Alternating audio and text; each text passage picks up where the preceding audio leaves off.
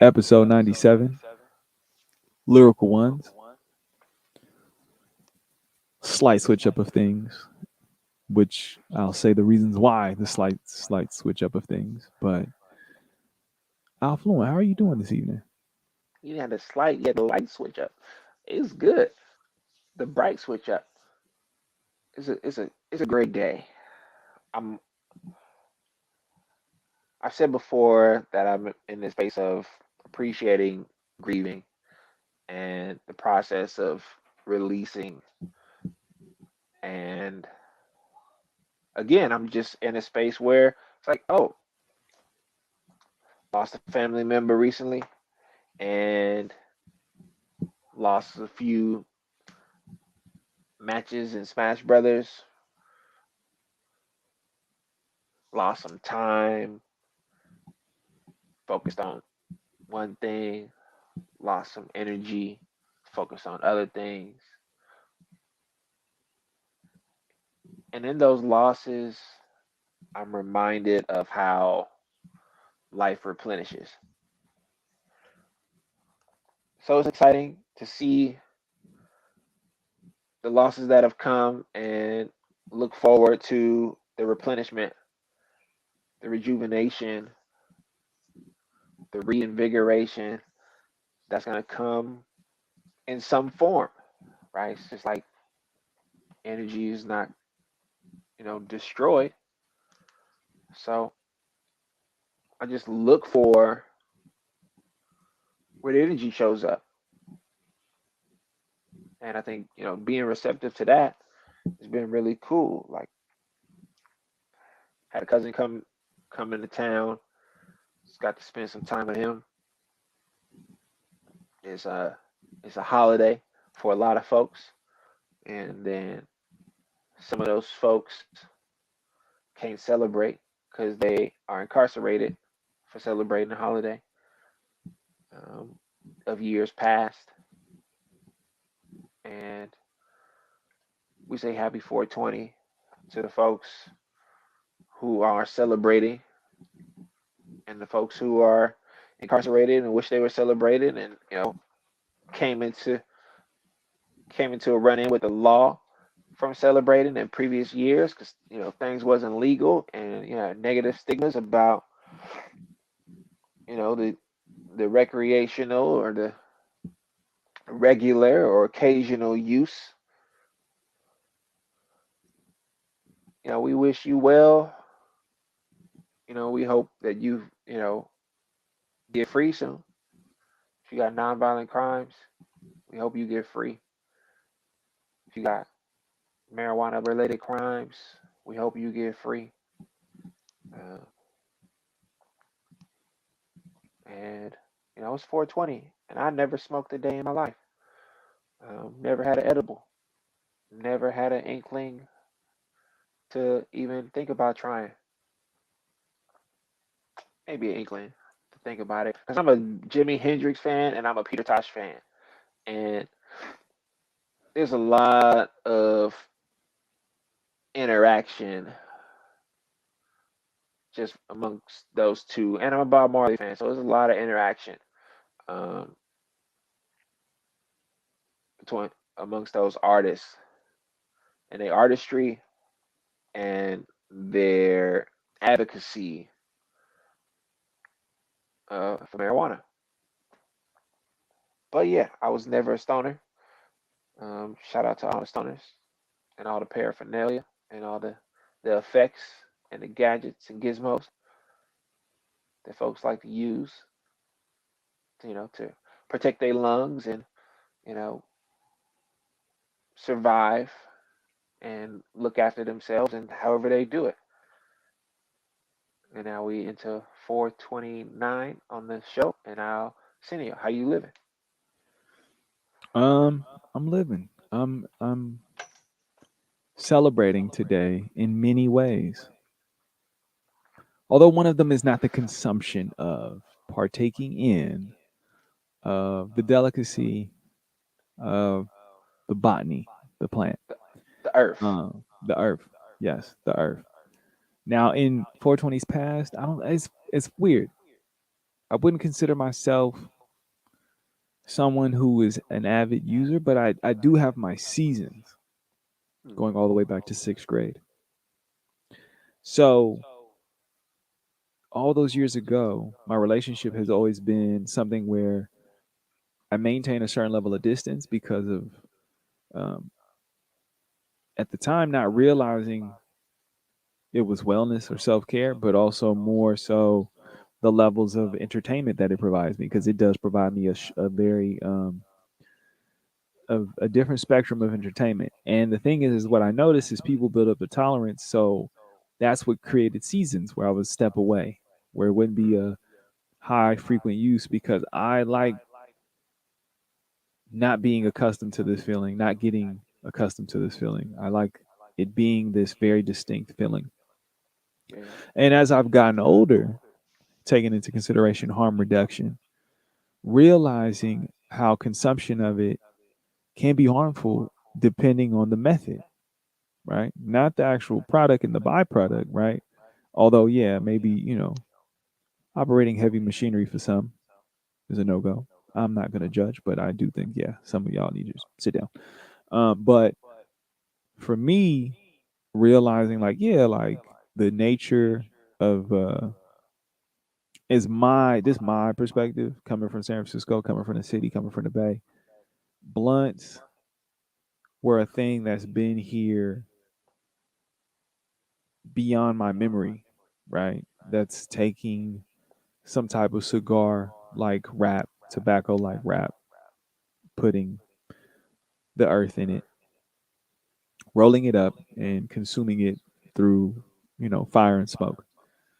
And what I've come to learn is that's one of the most harmful ways to consume it. Now, there's the distinction of having the tobacco leaf, right? Which is the initial hit, which gives people that buzz, that sense of clarity, if you will, focus, which then helps them transition into the high of the earth, the herb, right? And that sensation is very unique and specific to being out here. So when I was younger, yeah, especially high school, that was something that was within my vicinity quite often. But learning that a lot of those tobacco wraps aren't of either organic or healthy quality, given the chemicals used to produce, to Right. manufacture, And this is Earth and Week too. yeah, it's Earth Week on top of that, right? So harm reduction, right? That's saying I'm not saying there's anything wrong with people using and doing what they got to do. It's how are you using it and is it harmful, right? Is this indoor, outdoor? Is this from the club or is this from the plug? Is this sativa? Is this indica?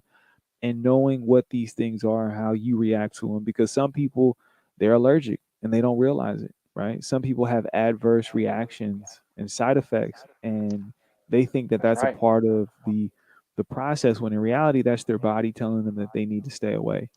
And so for me, now going from the harm reduction scope coming down the ladder, right? There's blunt wraps, there's paper wraps, there's bongs, there's pipes, there's all these different forms, right? But then we get into the edibles, we get into the tinctures, we get into the teas and the other ways of consuming that are that do manifest a different type of sensation, right? On top of that, right? It is a different type of thing. Your body responds differently depending on the method and the vehicle Right. that's being used, right?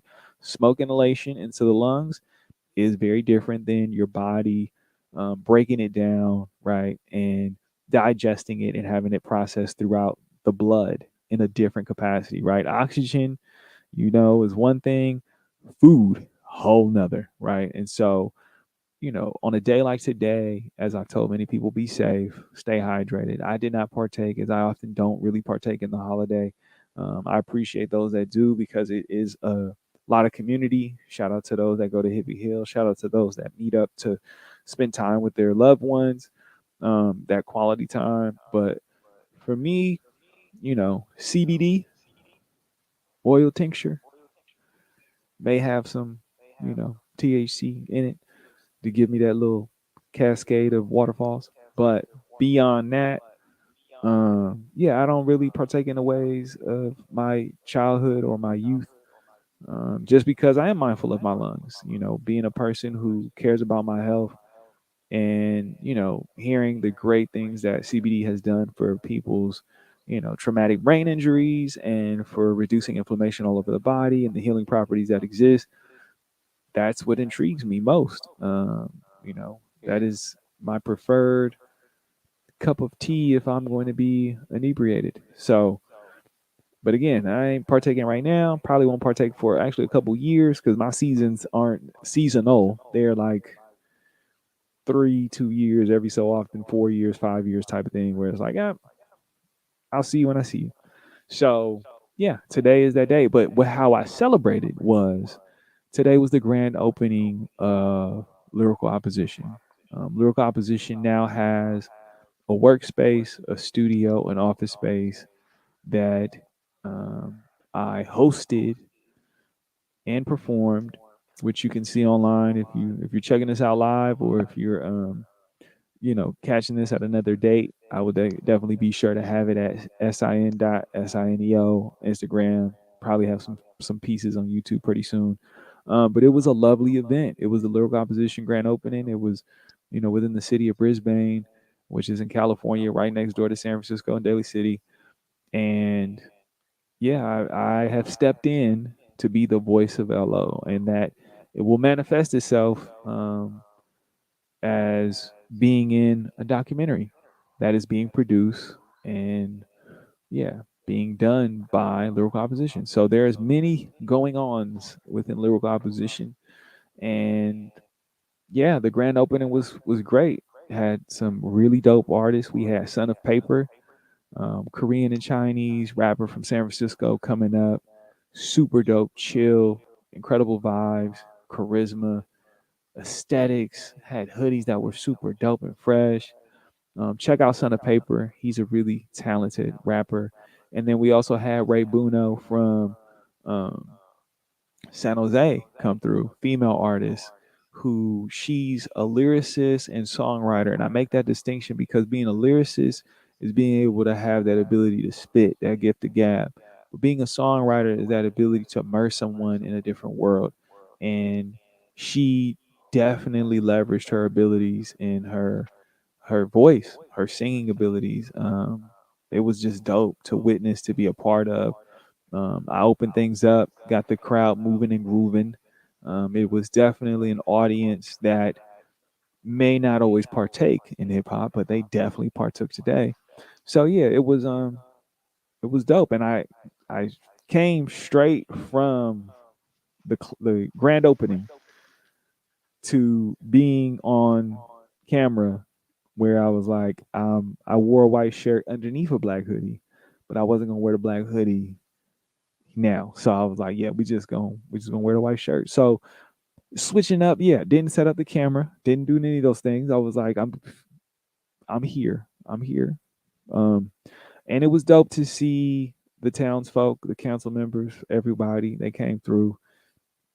They were intrigued, they were surprised, they were entertained. Are you not entertained? But yeah, they were entertained. So it was dope. Shout out to the mayor of Brisbane, California. For real. Shout out to Cross for I'm making sure, right, as the empire grows, that this is done in a respectful and sustainable fashion. So shout out to Cross, shout out to Shannon, shout out to Vigo, shout out to Lacey. Having Shout out many Ashley. meetings with them. Yeah, shout out Ashley. It was dope to see Shout everybody out come through. Felix.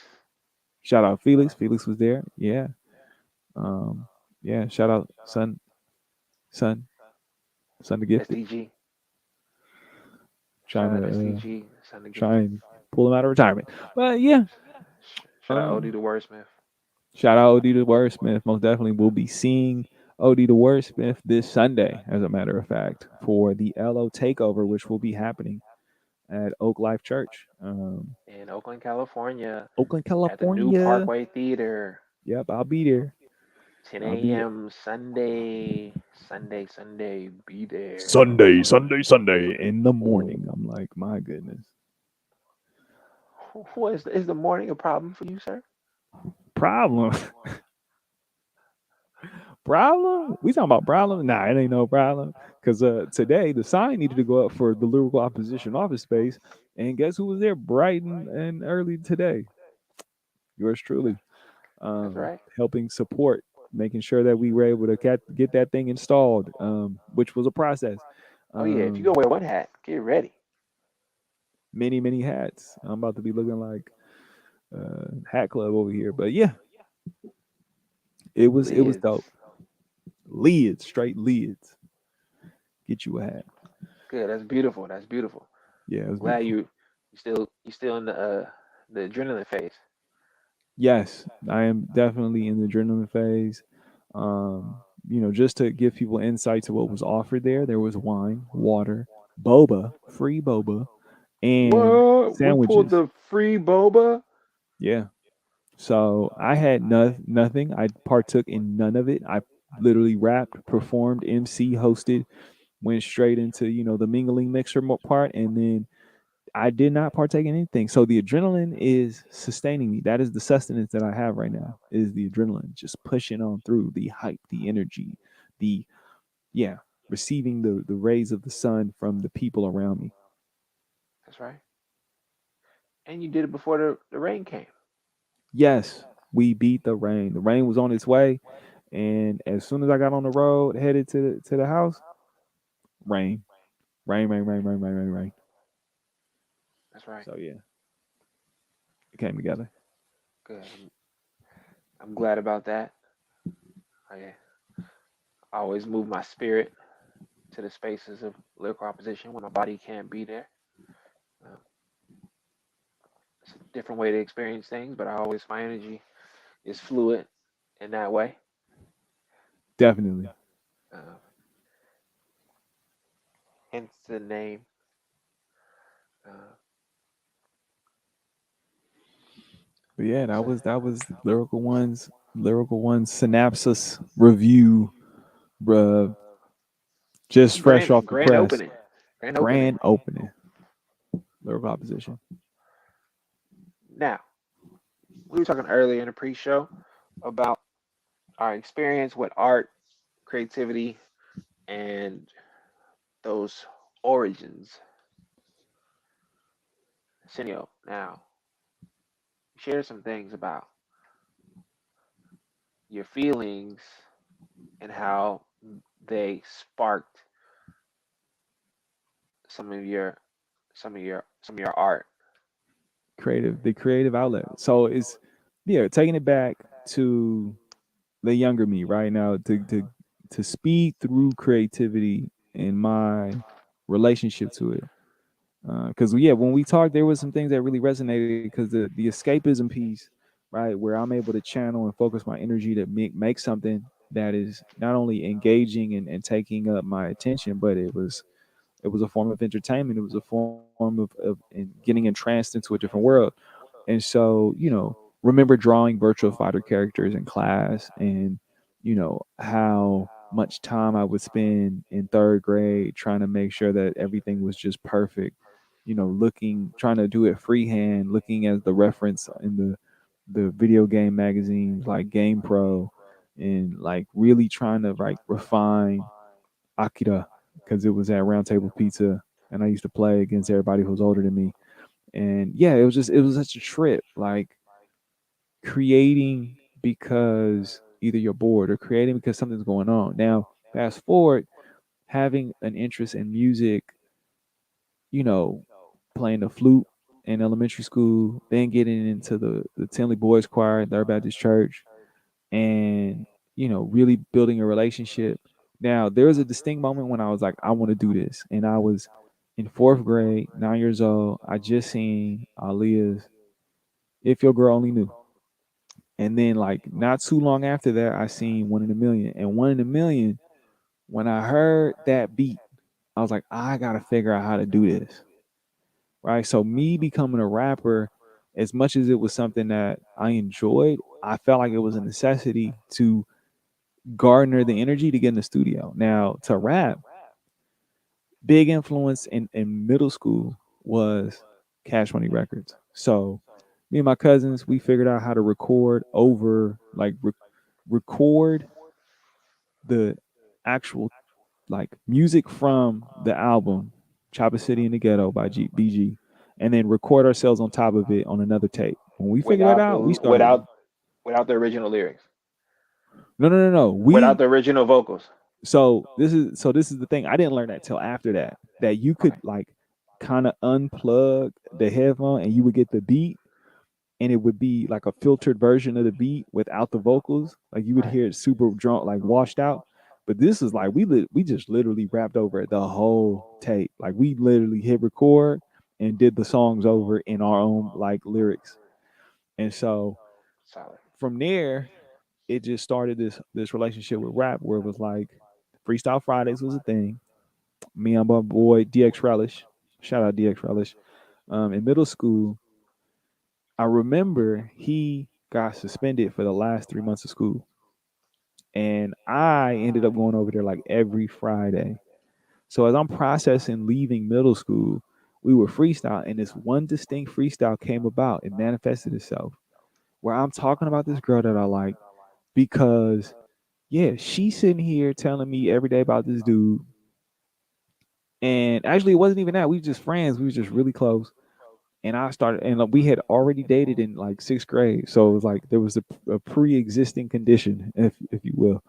So we were just getting close, and then I remember she was like, "I got something I want to tell you." And I was like, "I got something I want to tell you too." And then she tells me she liked this other person. And I was getting ready to tell her, and she's like, "What do you want to say?" I was like, "I ain't say nothing." I went to my boy DX Relish house, and then proceeded to freestyle all of my pain. Like, and he was like, "Dang, you got really good, but this sound like this real." And I was like, "It is." So from that moment, me and him would freestyle over and over because we were just trying to impress ourselves, but also impress each other. And to the point that we had a battle. Xbox just came out. He had his girl on the phone, and I just got the Xbox. And I was like, I don't think you want to freestyle against me because my energy right now, I'm through the roof because I'm playing Halo with my cousin, and Christmas is early for me. I've cashed out on Christmas, and you not messing with this.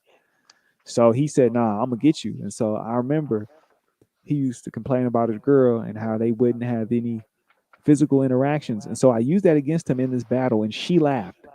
Oh. And then he dumped her, and he swore revenge. And so Ooh. about 6 months later, like I noticed he would have a dictionary with him all the time. And he would freestyle with all this random stuff. And I'm like, dang, like, okay, you really getting good with it. And we're at Palega Park, and he gets an audience together. And it's like, all right, we about to battle right now. I'm like, wait, what? And he proceeds to roast me, like destroy me in front of all of our friends from Thurgood Marshall. And I'm like, I can't believe this is happening to me. So then I, from that moment forward, refined my abilities as a rapper. And it was just something that I just held and maintained until I could get in the studio, which was around 2005. And I started making beats. And then from there, everything has manifested in what you hear on Spotify, YouTube, and every other platform that shares music. So, yeah, that was uh specifically focused on the music side of things, my relationship with creativity.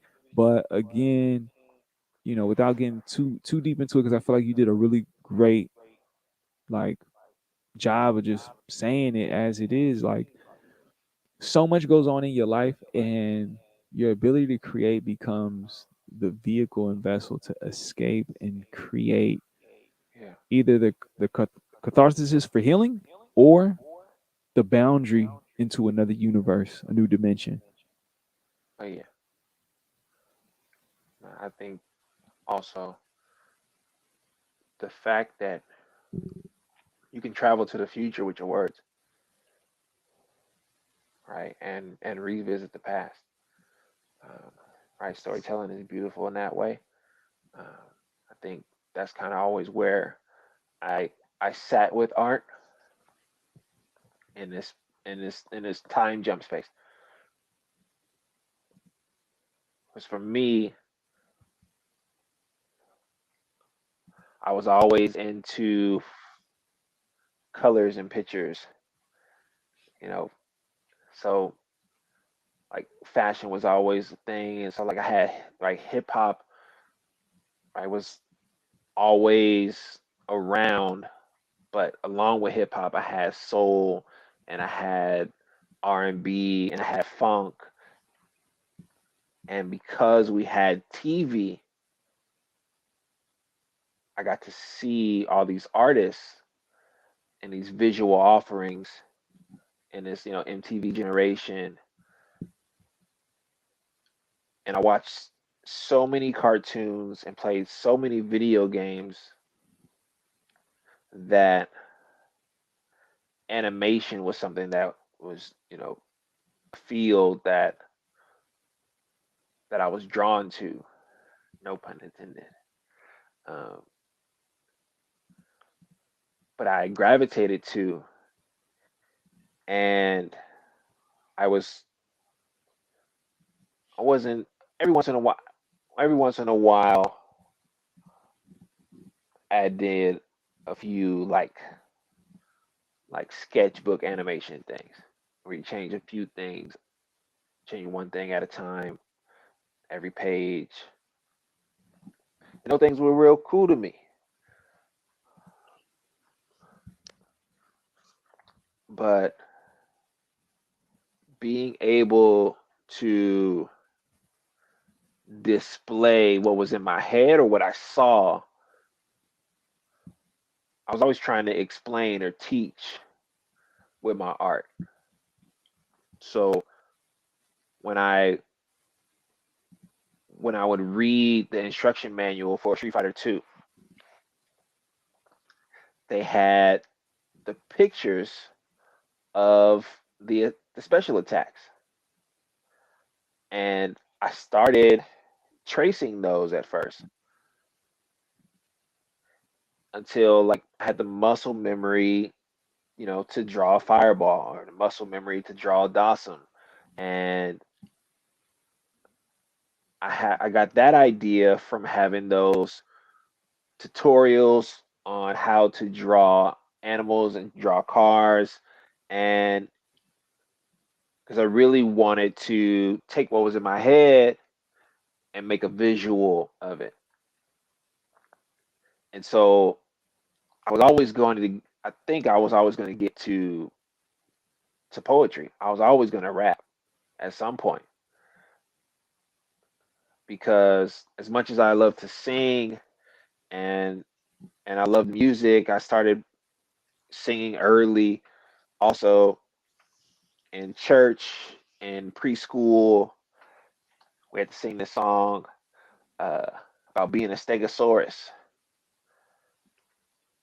and we had made our own stegosaurus costumes, and we every child was a piece of the stegosaurus, and you could be one horn or blade on the back of the stegosaurus or on the tail, and we stood on stage and we sang about being a stegosaurus. My name is Stegosaurus, and I have very vivid memories of pre-elementary school of singing this song on stage. I remember the stage. I have like this picture in my head, and whenever I got to using the words, like I also was impacted by Chopper City in the Ghetto and guerrilla warfare. But in my family, we would create visuals. So we would take the video camera because my dad was into photography early, so we had cameras and video cameras early, and we made movies and things and made video offerings, I guess, early. So we made a video for Bling Bling. We made a video for Block is Hot. And at that time I wasn't writing, but I was drawing.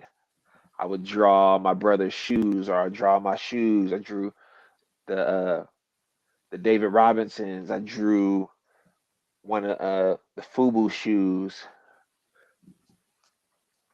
from back when, and I think I even drew my and one shoes, and like even to today, whenever I use a metaphor or analogy or similes, it's just about right promoting this understanding. And the examples that I use are often in relation to the person I'm talking to. And that's something that comes from listening, where I'm like, okay, this person will understand this if I frame it this way. Because everyone's got different references and lived experiences. So I'm just trying to, like, if a person's into fashion, they're gonna understand what a houndstooth or a gingham is. If a person is into finance, they go understand what capital gains are, or what securities are. If a person is into basketball, they can understand what a pick and roll is, right? Or boxing one, or a 2-3 zone, right? If they understand baseball, they can understand what out and away is, or inside slider, and whatever whoever's listening, right, determines my wordplay. And when I started to write, I would write spoken word, and these poems would all be about like this internal expression more so than I hope you understand me. But then when I started to get into a space, when I joined Lyrical Opposition, um, when it was just Cross, I took some of the poems that I wrote and reworked them so that someone listening could understand. And also, I had to be true to myself and use words that were not a normal vocabulary. It's like this term is useful for the definition or what I'm trying to explain, more so than I hope the audience gets this. I hope the listener understands this. And I think, while I know that artists like Public Enemy and KRS-One and groups like the Wu-Tang Clan had these unique aspects to their wordplay and their delivery, that you would have to listen multiple times to understand what they were talking about, whether they're referencing history or Asian culture, or politics or education. You would have to listen multiple times, and they would teach you through their lyrics instead of just making sure that they were saying what you already knew. And I was like, oh, then these are my people. Like, this Wu Tang is gangster rap, but they got some kind of edge to them. And like just the passion behind Chuck D's rhymes impacted me to a point where I knew that he wanted me to see something. I knew that he wanted me to learn something. I knew that he wanted to impact the way I navigated the world by telling me about the world. And it's like, oh, even though this is me getting ready for school, and this is the song that I listen to when I brush my hair, these words are sitting on my bones, and I'm listening to them literally every day for months as I go through a school year as a 6 and 7 year old.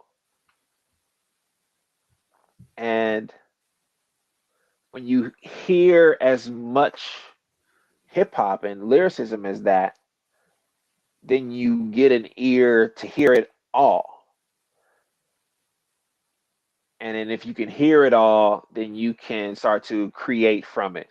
Just like when you can see the variance in shades of colors, then you can start to mix and match your own colors. And that's what I was trying to do. I was just trying to like mix and match my colors. And you got it when you can freak it your way and you're not using nobody else's style. But I had to learn those styles to say, oh, this is not like I have to meld these things together. And so then I would listen to different deliveries. And I really like Nas's delivery, or I really like T.I.'s delivery, but I didn't want to rap about what they was rapping about. But I like their format and their cadence and their their poetic structure. I was like, oh yeah, this is kind of me, but I'm also a little Ghostface Killer, and like I don't have the voice, but I can be in that mindset to take you somewhere, and you gonna have to know some more about culture to understand what I'm talking about, or you're gonna have to learn more about history, or learn more about the hood, or learn more about this or that to understand some of what I'm saying. And I think that really helped me find a home in lyrical opposition, or like really make, I guess, create a home for others in lyrical opposition, where what was important was everybody be themselves, but also call each other higher. So if you hear something fire, you might just have to rewrite what you wrote. Um, Not because you were intimidated, but because you believe that you could do better. But nobody would say, "Oh, well, you know, you could do better." Um, well, sometimes, but for the most part, it was really like, this is a safe space to acknowledge where you was defeated, or acknowledge that you had room to grow, and nobody was going to judge you for having room to grow, because we were all in a space where we were growing. And then I think that's the culture that has stayed constant in lyrical opposition, where it's like, you if you come in here, this is just an incubator. We go we going we gonna show you this love and warm you up, but it's not just a shelter. This is also where you climb out of whatever you were in. This is base camp before you go out and explore and take that journey toward potential, toward change. And art for me, I'm still in a space where I'm painting pictures, really. Even in my day job, even in my career, when I share with people, I'm still in a space of, like Kanye said, it's like, I wish I could give you this feeling, right? And that's not a Kanye song, that's a Common song. And that that idea that I could possibly give you what it's like to be on a corner and be on the south side of Chicago, with the environment, the climate, the energy, the sights and the sounds, is not really possible, but I can paint this picture for you. And I can paint the picture clear enough that you see it. And if you ever experience what I'm describing to you, then you recall my words. So my clients always talk about, "Oh, I hear your voice here," or "I hear your voice here." And to me, that's That's all I'm doing is I'm just trying to brainwash you a little bit. I'm just trying to right create this cognitive mechanism, right, where you've taken my words and associated them with movement or technique or behavior to a place of self-correction and cognitive right understanding, where it's like you don't need the words no more because you have right this preconceived thought about what the movement should be, preconceived thought about how to navigate this this moment or this time space because you've been prompted already.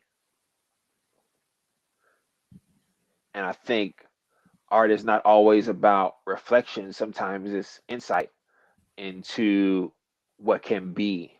And when we talk about time travel, we say, oh, well, I said this back in 2011, but I can play it for my child and in 2025. Now, the person I am now is not the person I was in 2011, nor is the person in 2011 who I am today. So I can introduce somebody through words, through music, through poetry, through art to a person navigating something in their life at that time. And at the same time, I can introduce that person, say, hey, here is how these people are affected by your words as a 25, 26-year old. Say, oh man, I was 26 when I wrote that, and I was going through this, and y'all receiving it in this way really provides some encouragement or some healing or some acceptance or some strengthening or some affirmation for me. And maybe I received that when I performed it, but if I didn't perform it, I just recorded it, I didn't get necessarily that exchange with an audience. And when you talk about when you like you said today, like folks may not usually partake in hip hop, but they partook today, right? And you got that exchange, right, where you see like yeah, sometimes in a venue, right, the lights may be so hot that you can't really see people's faces from the stage looking down. But sometimes those outdoor venues, you get to see people vibing. So like a music festival or outdoor concert or concert during the day has a different energy because you looking at them and they looking at you, and you can see who turns around or walks away or goes this way or that way. And most of the time, the people who walk away don't understand who notices them. And at the same time, the person on stage is not necessarily trying to keep them there, right? You're trying to have an exchange with the people that want to be there and exchange with you. Those are folks that matter, not the people who walk away. And the people who are willing to be in that exchange with you, they impact you as much as you impact them.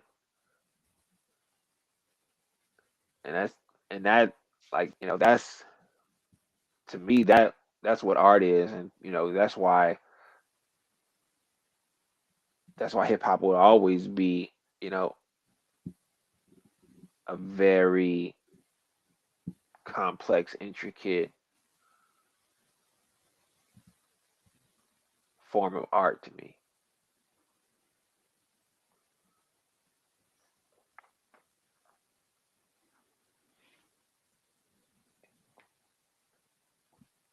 Can't say no better than that. Um, the performing arts, especially when that the direct access to the artist and the audience. Yeah. Um, you know, it's not to minimize; it's just to talk about the differences, right? There is a difference when it has to be done live, when you have people in front of you, when there's energy, the transfer of energy, right? When you know, right, you're going super saiyan and people can feel what's resonating off of you. It is a different, you know, people took notice to me hosting, right? Like here I am hosting, right? But it's different when you have a crowd in the audience and you're mindful of every eye looking at you and you're picking up on the subtleties, on the nuance, you're engaging, you're pressing, and it's a beautiful moment to have in this creative space, in this artistic expression, in this performance. And yeah, with rapping, it is so many things. It's conversational, thought provoking, right? There's a level of intricacy, there's a codedness, right? And that's not to say it doesn't exist in other forms of, songwriting and other genres of music.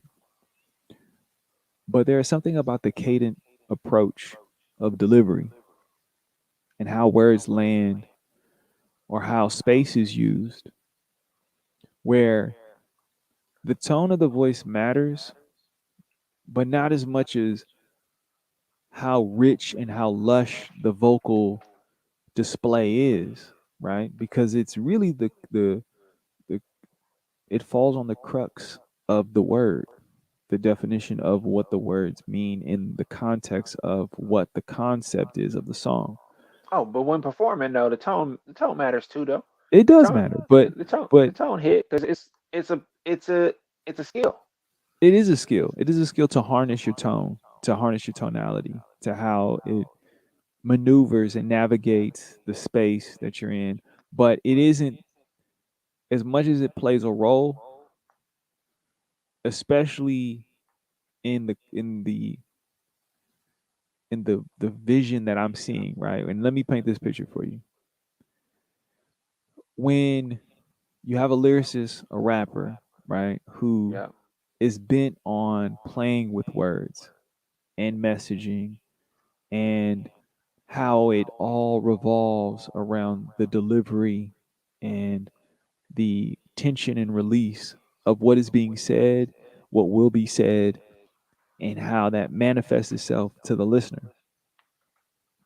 Tone does play a big role, right? Because it becomes the street that it's on, right? The vehicle, right, is me giving you these words, and the tone is the street that it's on. Is this road smooth? Is this road bumpy? Does this road have speed bumps? Does this road have obstacles? Right? Is this road a dirt road? Is this road muddy? Right? All of these things they play into how the delivery is. Now, when I feel like you have a powerful voice and you're a singer, it's the road as much as it is the vehicle itself, right? Is this vehicle have a incredible, strong, belching engine with an incredible muffler that is just inignorable, right? Does the vibration of these vocal cords resonate just from a hum? Does it hit your heart, right? When you rap, you have some of that. But in the context and specifics, right? I'm not excluding anything. I'm focusing on a very specific portion, right? Because there is a place for the voice to give you the vibe.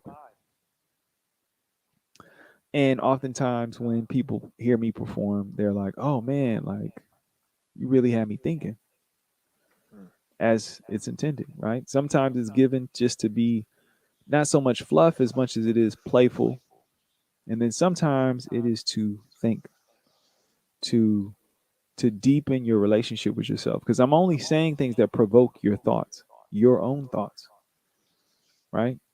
And then you develop what that means for yourself. The relationship and the dialogue is amongst you. As I just gave you the words, right? And so when I'm saying this performance art, this, being that it's called lyrical opposition, you know, um, there is something so incredible about the journey of artistry in the performance realm, right? Whether it's spoken word or whether it's just rapping and going ham as an MC, right?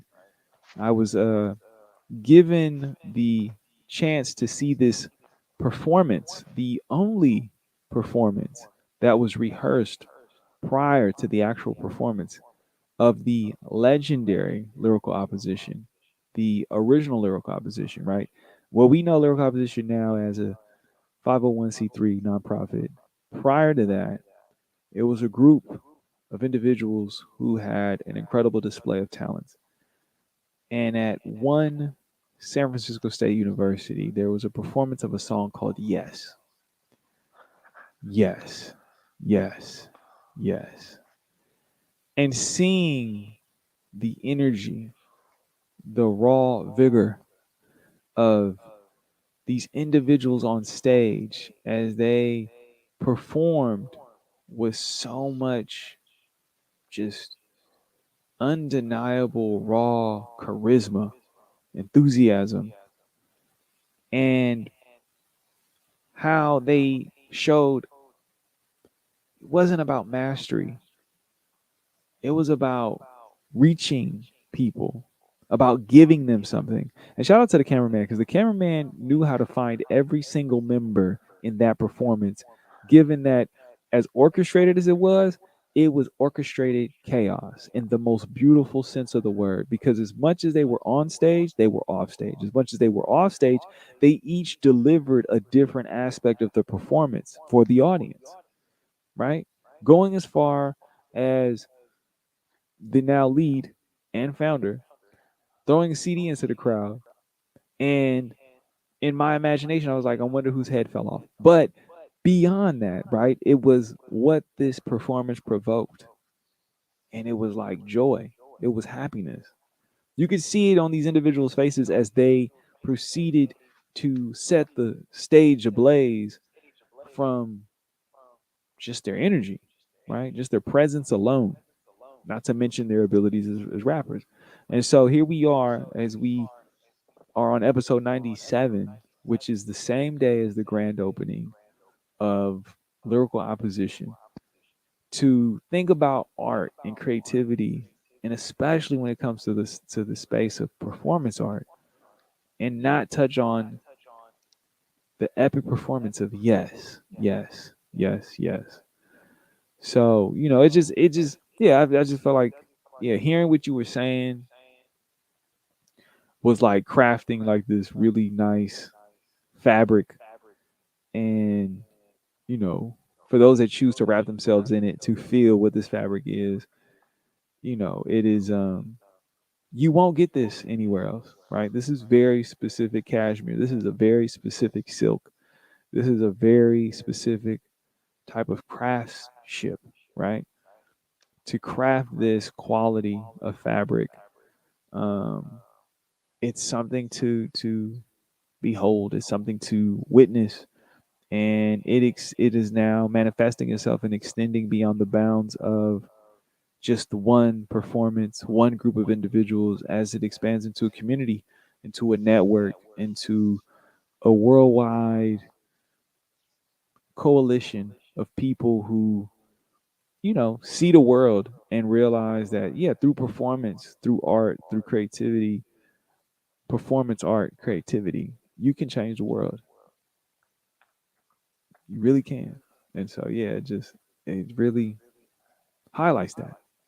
All right, so I got one story that I'm sharing with the lyrical ones because performing at CSUs is a thing, um, and they always have a memory. So that was a great one for SF State. Now at Sac State, I think we had one of our performances with Ruby Ibarra, um, which is like 12, 11 years ago. Um, and now Ruby Ibarra is Ruby Ibarra. She was already big. She was already, you know, so tenacious, and she just was like that Ryu character, just kept getting better. Now San Jose State, we had this performance, and the first track, we got everybody's on the track, and it's our intro track. It's obliteration. Now I'm not the first verse on the track, so I don't, so the song starts and I'm not on stage. Nobody knows where I'm at. Cross is doing his verse. I know, the ins and outs of this song. It's actually the first song I ever recorded. It's the first song I ever, I guess, song wise, yeah, it's first track I ever performed. Um, and I'm nowhere to be found. It's four verses on the track. Cross is first. All right, Cross is finishing his verse. Everybody got microphones, and everybody's looking for me, but they can't look for me physically because they're on stage. But they know my verse is coming. And got this little moment in the song that's not quite a hook. It's just this little speaking bridge where we usually introduce ourselves. And so next is my verse, and they still don't know where I'm at. They don't know what's happening. No one can find me. They're not sure if they're gonna have to rap my verse or what's gonna happen. Where am I okay? Am I in the restroom? What's gonna happen? Everybody's got a mic, so they're good, and there's no chorus that anyone needs to rap. So it's just this silence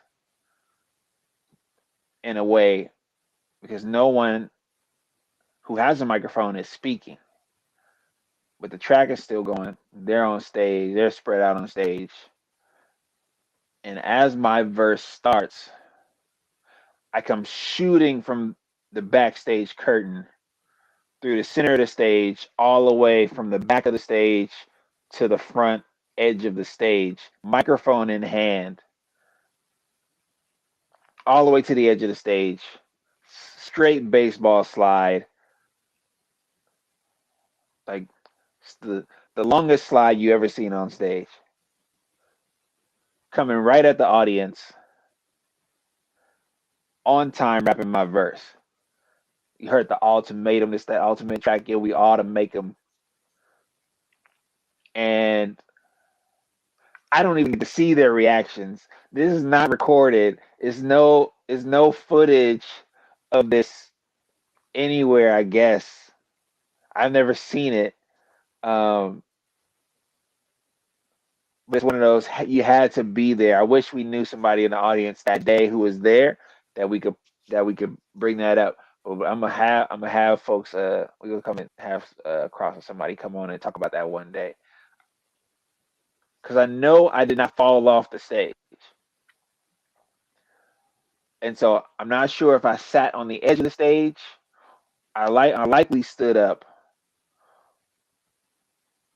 There was something energetical in this dismount for me to continue my verse, um, and I might have slid off. I might have slid off the stage, but I definitely didn't fall. Um, and it was definitely something we did not practice. Definitely something we did not rehearse. Definitely not something that has been done again. And it was a great time, but more than that, I think it was great to give the folks there watching, you know, a certain type of energy, right? A certain a certain fabric, right? And everything that they see, hear, feel matters to them, and everything that the person on stage can give matters to them. And sometimes the fans or the listeners, the audience members, are not sure how to give back. And then sometimes they are prompted, and then they know exactly what to do because you make a space that says, this is okay for you to react to this.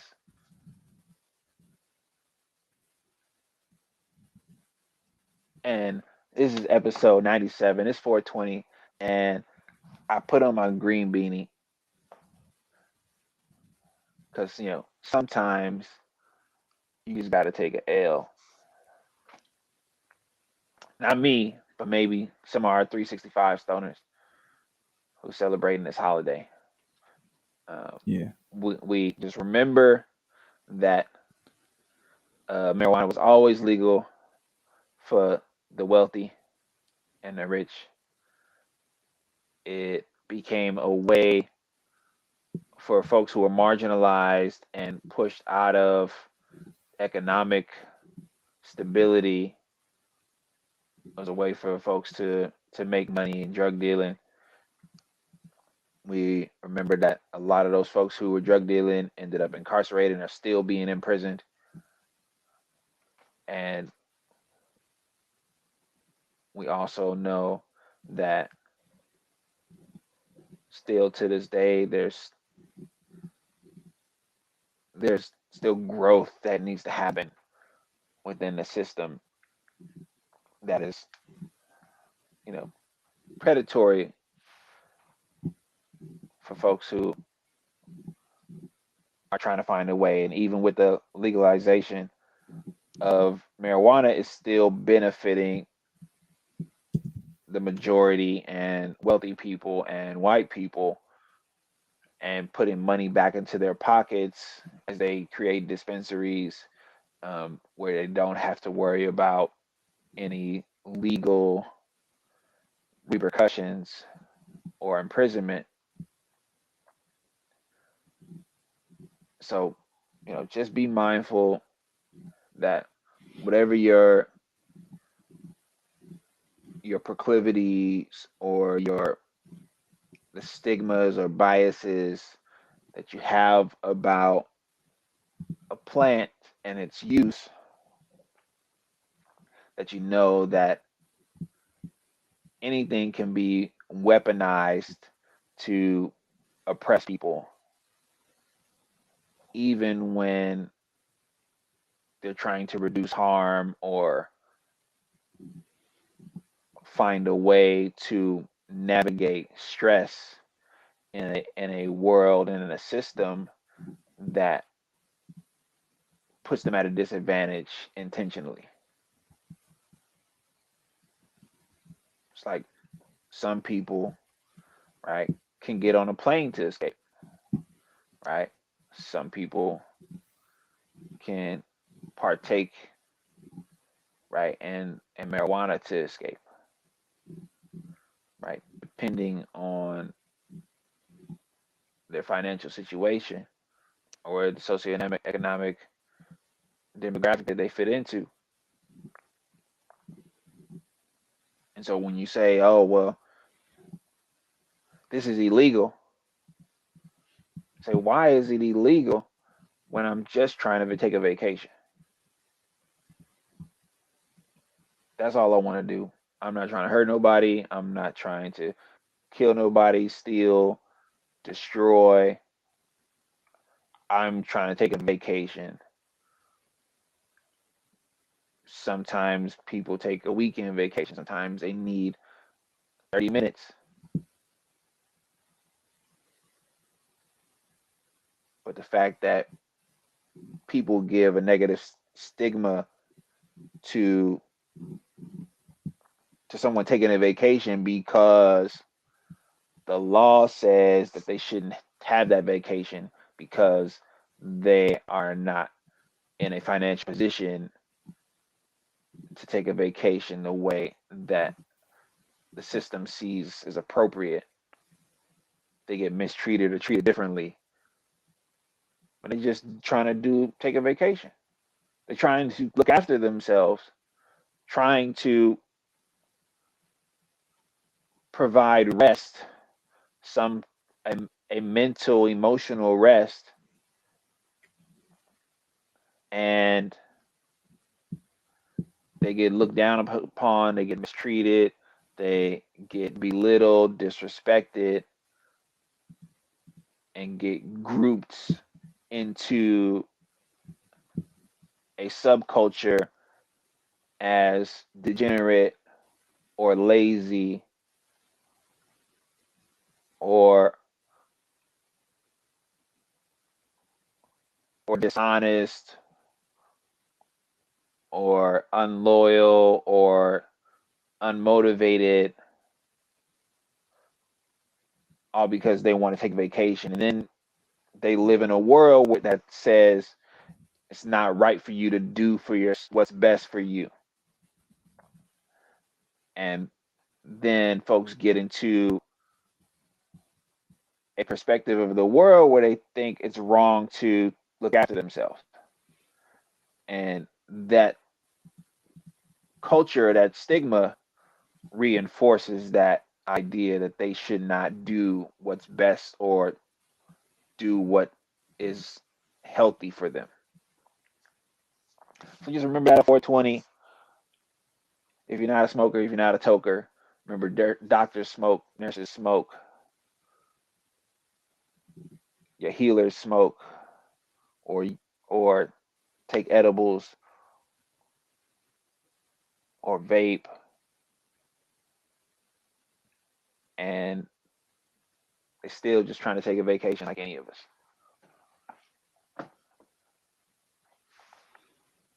Well said. Episode 97, Lyrical Ones. I don't even think that needs a final word or final thought. That is concise. That is it.